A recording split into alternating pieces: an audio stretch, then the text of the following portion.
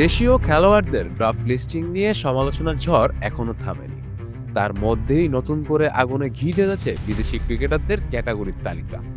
স্থানীয়দের ছাপিয়ে এবার বিতর্কে কেন্দ্রবিন্দুতে উঠে এসেছেন দেশের বাইরের তারকারা। যেন বিপিএল এর প্রতিটি ধাপই এখন সমালোচনার তোপে।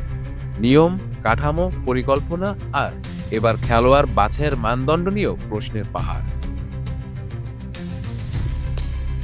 বিদেশি লিস্ট দেখলে সেই প্রশ্ন আরো জোরালো হয়। যেখানে আন্তর্জাতিক ক্রিকেটে বহুদিন দেখা যায় না এমন খেলোয়াড়রা আছেন এ ক্যাটাগরিতে, যেমন পীয়ূষ চাওলা বা শোয়েব মালিক। বি ক্যাটাগরিতে রাখা হয়েছে সামিত প্যাটেল, রবি বোপরাদের, আর সি ক্যাটাগরিতে নেমে গেছেন পল স্টার্লিং ও রায়াল বার্লের মতো ক্রিকেটাররা, যারা এখনো জাতীয় দলে খেলছেন, নিয়মিত ফ্রাঞ্চাইজি লিগে আলো ছড়াচ্ছেন।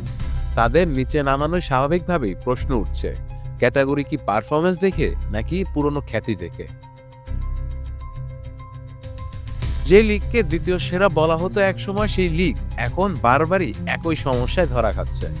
গঠনমূলক পরিকল্পনার অভাব, সঠিক মূল্যায়নের সংকট আর সিদ্ধান্ত গ্রহণে অদ্ভুত সব অসঙ্গতি।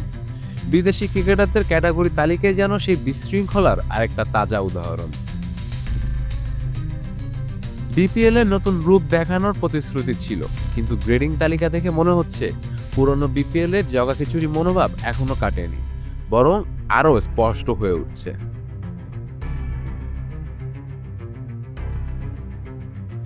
শেখ মেহেদী হাসান, ডি স্পোর্টস।